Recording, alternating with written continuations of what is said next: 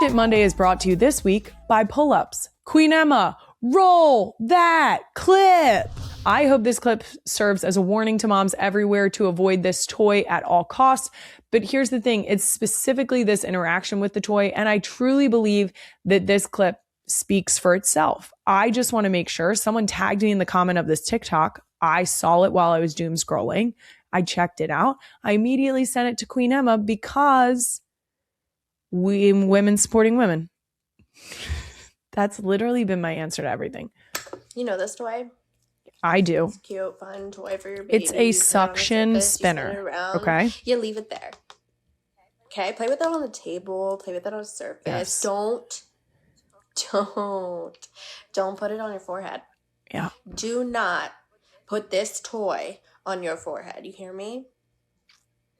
Don't do it. Do not do it. See, I trust this woman with this opinion because the suction circle in the middle of her forehead suggests that she's speaking from experience. So we should leave the suction cup toys on the table because the degree of funny that it is going to be for the child is not worth the circle in the middle of your forehead. So thank you for making sure other moms can learn from your mistake. And also, you might want to massage that to break it up a little faster. I'm not laughing at you. I'm laughing with you. Yeah. Last scroll. This perfect angel dog has some unique requests, and I'm not sure what the problem is. Queen Emma? How do I explain to the dog sitter that once a day you got to put the pool out in the living room so that he can just sit inside of it?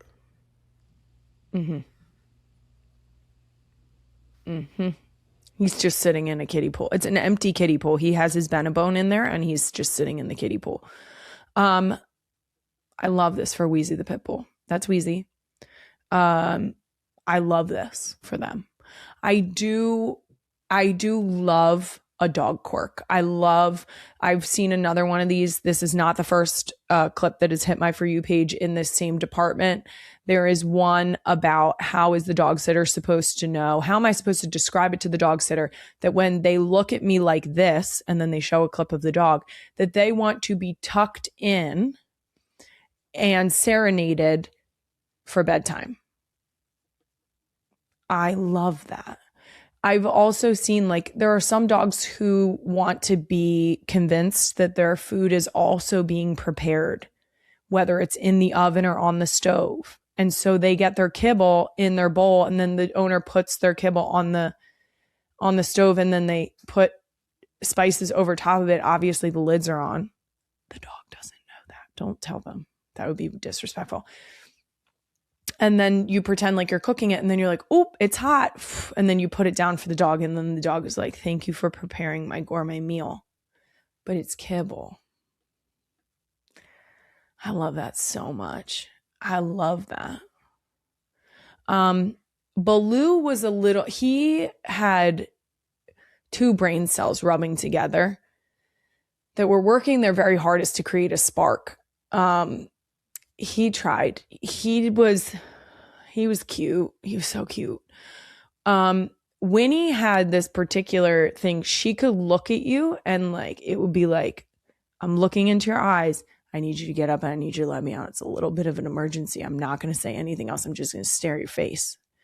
That was Winnie's quirk. That was her tell. Her other thing was whenever I filled up her water bowl or her food bowl, she would say thank you. It was the sweetest thing. She wouldn't lick me because she knew I didn't want to be licked with either dog food or water. But she would either take a little taste and then say it, or she would sniff it and be like, yeah, you did. And then she would look at me and get really close to the side of my face. And that was it while I was still bent over. And it was like thank you for doing that. She was the best. Patty and Freddie. Freddie doesn't really have anything right now except for the fact that she follows me everywhere. Patty, she's a tough cookie. She is. We're still trying to figure each other out. she's been living with us for a year, and she and I have some communication difficulties.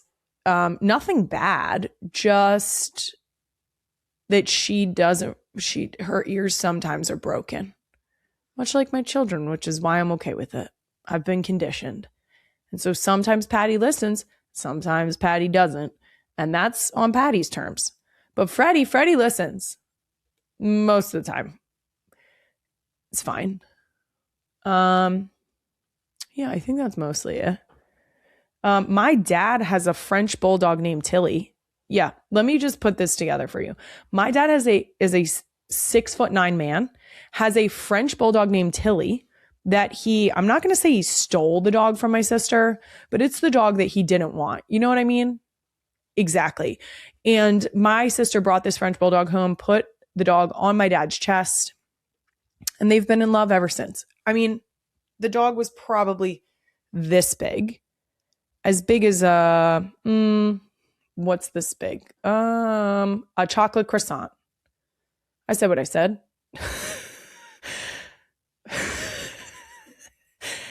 A big chocolate croissant. Okay, that's how big Tilly was when we brought her home. She laid on my dad's chest like a little baby bunny, and then they were in love forever and ever. And when my sister moved out of my parents' house, my dad said, but she lives here.